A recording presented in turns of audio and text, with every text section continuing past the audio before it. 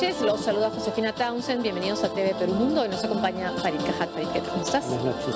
La Corte Nacional del Ecuador sentenció al vicepresidente suspendido en sus funciones, Jorge Glass, a 6 años de cárcel por el delito de asociación ilícita en el marco del proceso por el caso Odebrecht. También fue condenado Ricardo Rivera Arús, tío de Glass, así como otros 5 procesados. Jorge Glass permanece recluido bajo el régimen de prisión preventiva desde el 2 de octubre y se espera que sea imputado por otros delitos como lavado de activos. Recordemos que el Departamento de Justicia de Estados Unidos afirmó que la constructora brasileña pagó sobornos a funcionarios de ese país por más de $3 millones.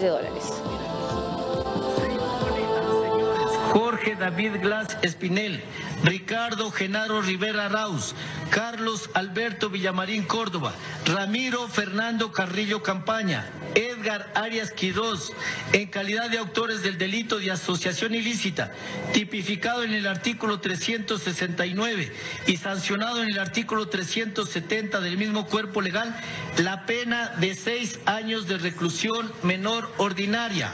Sí, pero hay presidentes también. Estamos viendo esta nota tratando de recordar si es el primer vicepresidente condenado. Hay por prisión preventiva en el caso, por ejemplo, de acá de nuestro expresidente Ollanta Humala, pero ya con una sentencia es este el primer caso. Con sentencia probablemente sí, pero sentencia en primera instancia, sí. Todavía puede apelar. Sí. Ahora vamos a ver el tuit de Rafael Correa que ha dicho sobre su hombre de confianza, ¿no? Que Jorge Glass incluso se pensó en un momento que iba a ser él el candidato a la presidencia, pero los cuestionamientos que ya existían en esa época hizo que tuviera que de alguna manera aceptar la candidatura del actual presidente Lenín Moreno.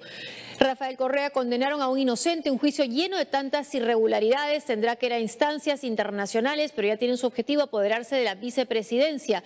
El mismo libreto que con Dilma, Lula, Cristina, todo es cuestión de tiempo, nuestros pueblos reaccionarán. Pero bueno, hemos visto que el tema de Odebrecht no es solamente un tema ideológico, acá lo está haciendo poner un poco de esa manera Rafael Correa, ¿no? Sí, a ver, primera cuestión, no dudo que hay algo de verdad respecto al hecho de que, dada la pugna interna en Alianza País, el presidente Moreno prefiera no tener a un rival político dentro de su propia formación en el cargo de vicepresidente. Dicho lo cual, habría que decir dos cosas. La primera es que el vicepresidente tiene las funciones que le delega el presidente, no es que tenga grandes atribuciones que perdería Glass.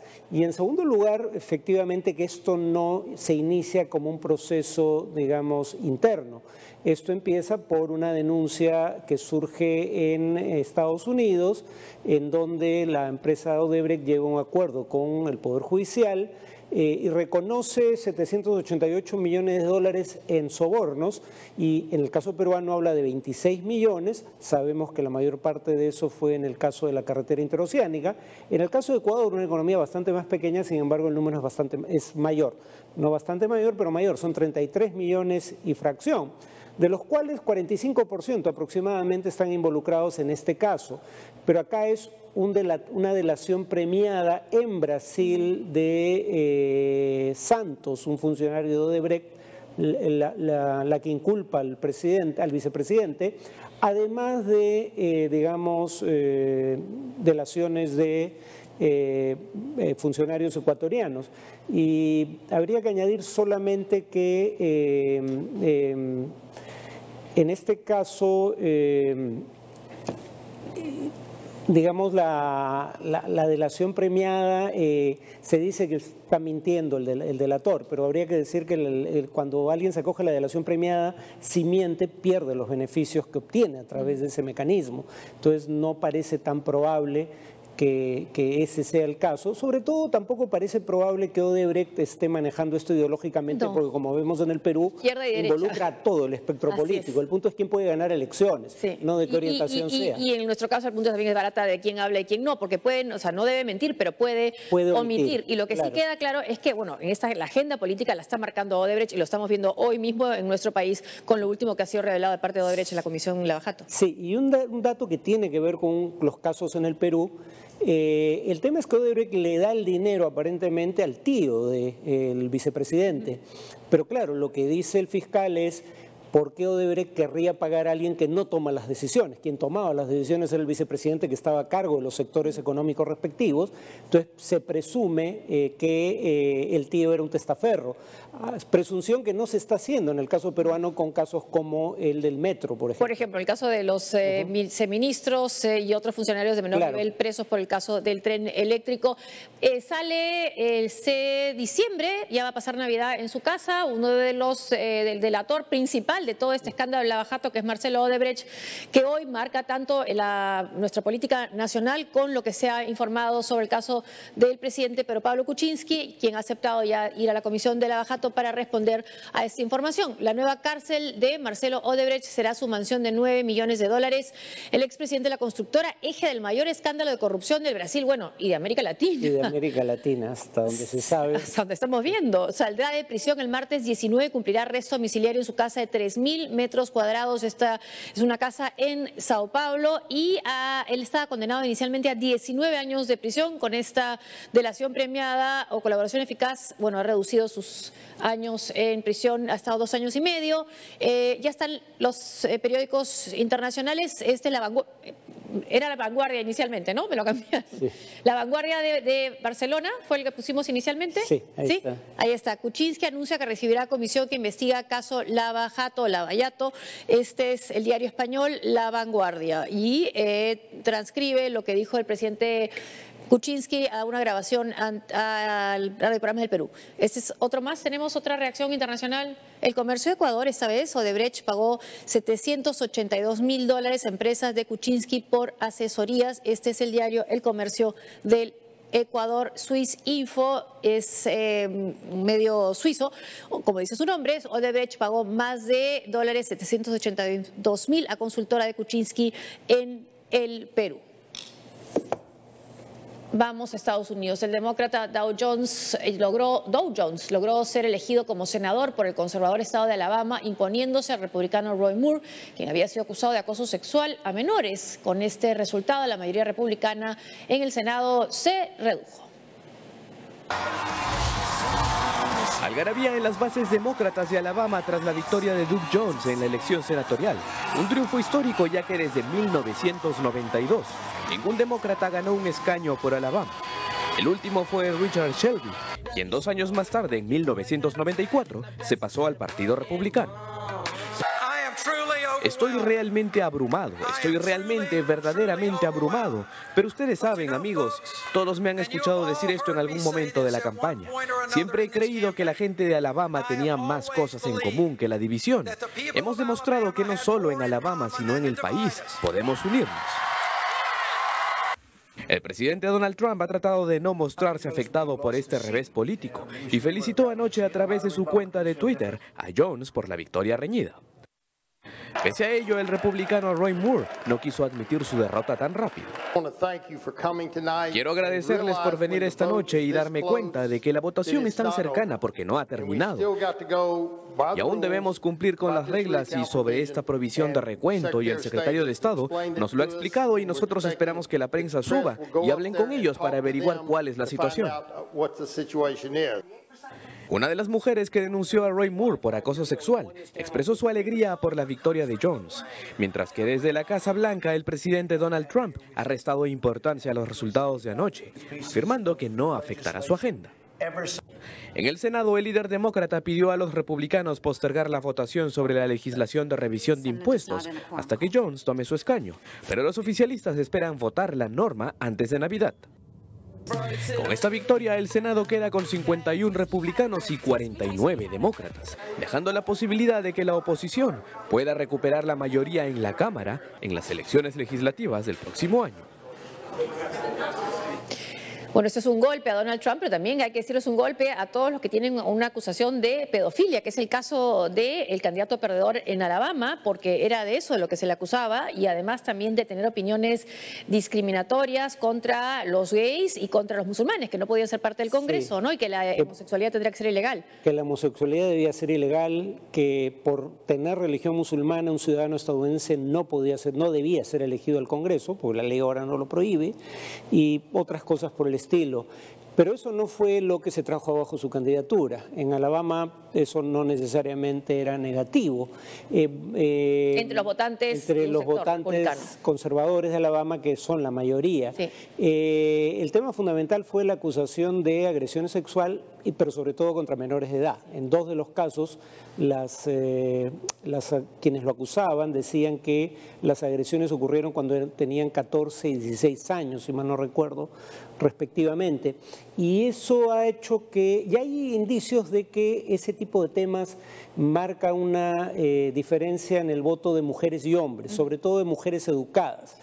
Sí. Las mujeres votaron en mayor proporción que Jones, que los hombres, y claro, ya no hablemos de las afroamericanas, que votaron casi al 100%. Sí, y toda la población negra de Alabama votó casi la misma proporción que votó por Barack Obama. Exacto, exacto. Bueno, hay que recordar que este candidato logró en la década del 90 condenar a miembros del Ku Klux Klan que habían volado una iglesia afroamericana en la década del 60. Y el tema había quedado sin castigo y él logró resucitarlo casi 40 años después. Entonces, digamos, tiene ese punto a favor dentro de la comunidad afroamericana. Pero también hay una diferencia en la proporción de votantes, de mujeres, de votantes blancos, mujeres y hombres. Las mujeres votan en mayor proporción por el demócrata que los hombres, sensiblemente más, y más aún si son mujeres blancas con alto nivel educativo.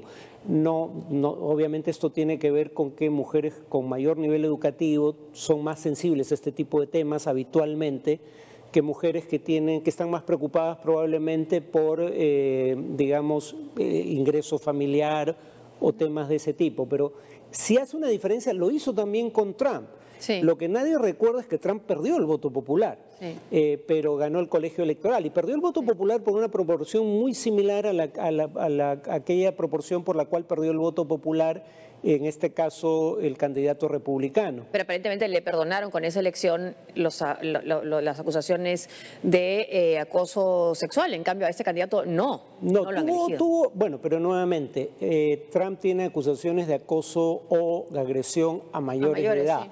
Aquí era un poco menos que una acusación de pedofilia. Y también no hay que restarle méritos al candidato en sí, al candidato vencedor. Lo que hizo fue una campaña inteligente, según lo que he leído, no se concentró tanto en temas que hubieran sido demasiado conflictivos, según un estado como Alabama, hizo hincapié en el tema de la salud, del aseguramiento de la salud y también en la economía.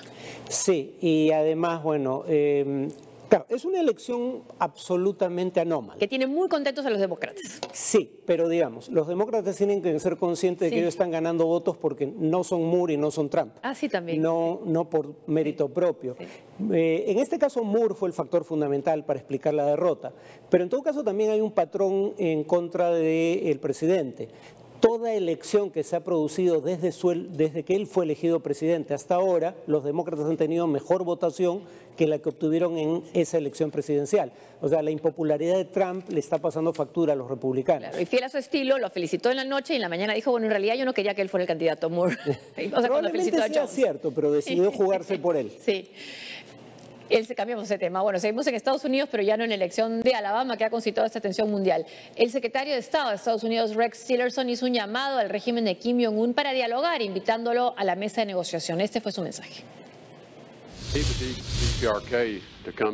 Entonces necesitamos que la República Popular Democrática de Corea venga a la mesa de negociaciones. Estamos listos para hablar en cualquier momento que estén listos para hablar, pero tienen que venir a la mesa y hacerlo con la idea de que tenemos una opción diferente. Mientras tanto, nuestra preparación militar es fuerte. Debido a nuestra situación, el presidente ordenó a nuestros planificadores militares contar con un rango completo de contingencias disponibles y están listos. Pero como ya he dicho a la gente muchas veces, continuaré con los esfuerzos diplomáticos hasta la caída de la primera bomba. Confío en que vamos a tener éxito, pero estoy seguro que el secretario Mattis tendrá éxito si termina siendo su turno. Bueno, ya lo había dicho Rex Tillerson, ¿no? Y Trump se había molestado con él, pero ahora aparentemente ya haber habido un acuerdo entre ambos para que lo diga de esta manera. Eso espero. Espero que no veamos un tuit en donde nuevamente Trump lo contradiga, pero al margen de que esto contradice lo que había dicho en el pasado Trump, sea cual sea la razón por la que cambió de posición, esto en mi opinión es la posición correcta. En un contexto en el cual hay presión a través de las sanciones sobre Corea del Norte. No es que Corea del Norte se le ofrece negociar incondicionalmente, pero sin levantar las sanciones. Una pausa y al volver. El acuerdo final del Brexit tendrá que ser aprobado por las dos cámaras del Parlamento británico. Además, el ingreso de miles de migrantes venezolanos plantea un programa humanitario en el Brasil.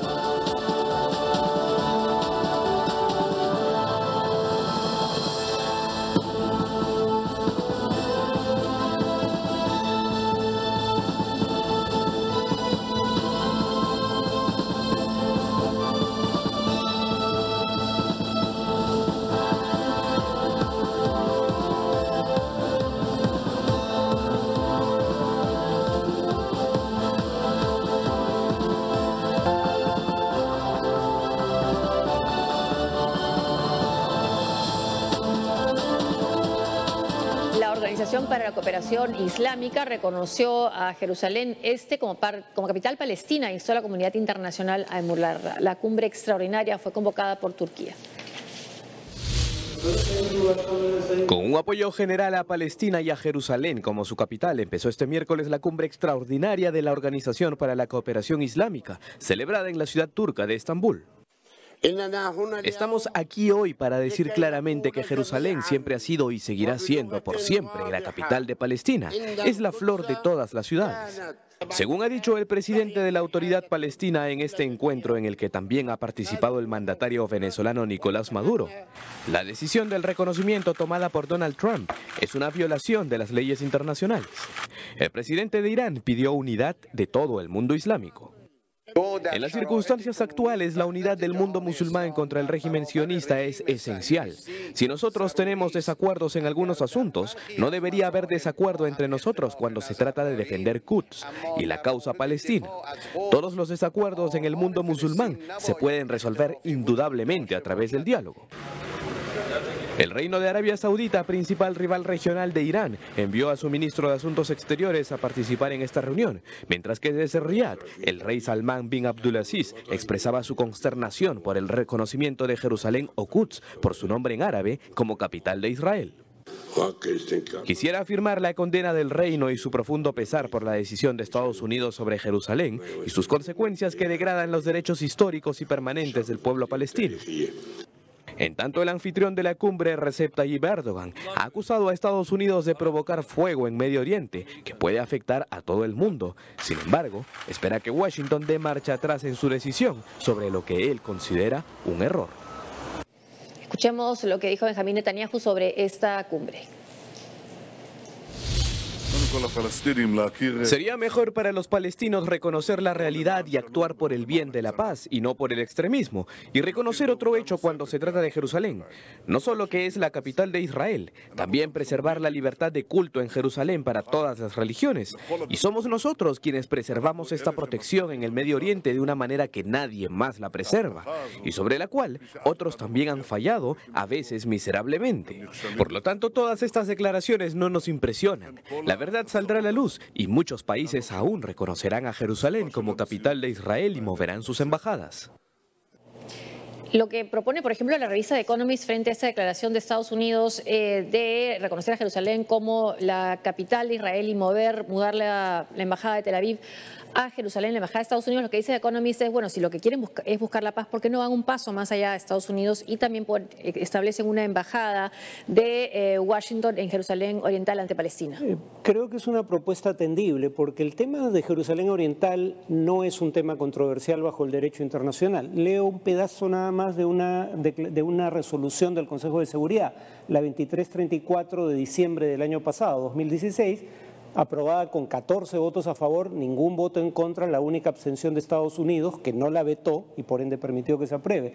Esa resolución condena, y cito, todas las medidas que tienen por objeto alterar la composición demográfica, el carácter y el estatuto del territorio palestino ocupado desde 1967, incluida Jerusalén Oriental, incluyendo, entre otras cosas, la construcción y expansión de los asentamientos, el traslado de los colonos israelíes, la confiscación de tierras, la demolición de viviendas y el desplazamiento de civiles palestinos en violación del derecho internacional humanitario y las resoluciones pertinentes.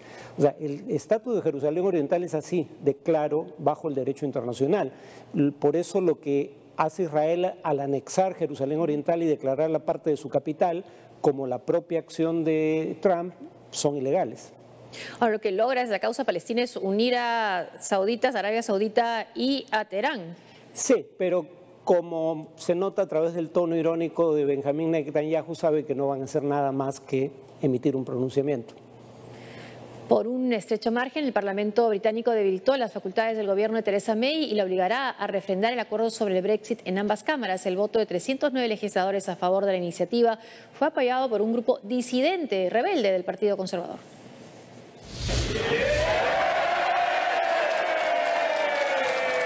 Una nueva derrota para Theresa May. La Cámara de los Comunes, con el respaldo de los Tories rebeldes, aprobó enmendar la legislación británica para forzar el voto parlamentario a cualquier acuerdo que consolide el Brexit. Esto pese a que la primera ministra había anticipado su disposición a que dicho pacto sea sometido al escrutinio de ambas cámaras legislativas. Pondremos a votación el acuerdo final de retirada entre el Reino Unido y la Unión Europea en ambas cámaras del Parlamento o antes que entre en vigor, por lo que esperamos que el Parlamento decida bien antes de marzo del 2019. Después que no vayamos, habrá más acuerdos que cubrirán diferentes aspectos de la futura relación e introduciremos una legislación nacional donde sea necesario implementarla. Más temprano, el Parlamento Europeo, con sede en Estrasburgo, instó a Bruselas a pasar a la siguiente fase en las negociaciones para consumar el divorcio con Londres.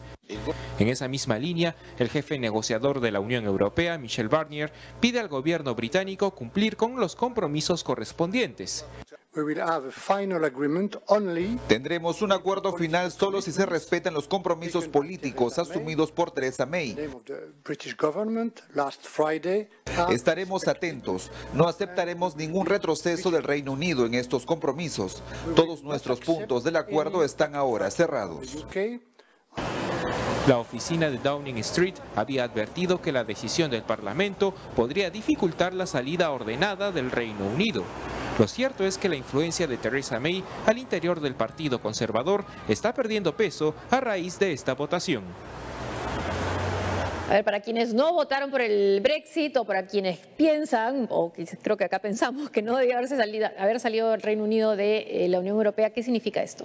Bueno, que demuestra que hay una mayoría pequeña, pero mayoría al fin en el Congreso británico, en la Cámara de los Comunes, la realmente Cámara Política, incluyendo un sector del propio partido de May, en favor de, si no permanecer en la Unión Europea, por lo menos irse en los términos más favorables para el Reino Unido, pero digamos también para la Unión Europea, o sea, seguir siendo parte del mercado único, por ejemplo, en contraposición a lo que piensa la mayoría de sus parlamentarios. Es una derrota para ella, pero creo que es bueno para lo que podría ser el acuerdo final. No hay tiempo para más. Hasta aquí la información internacional. Muchas gracias por acompañarnos. Gracias, Farid. Hasta mañana.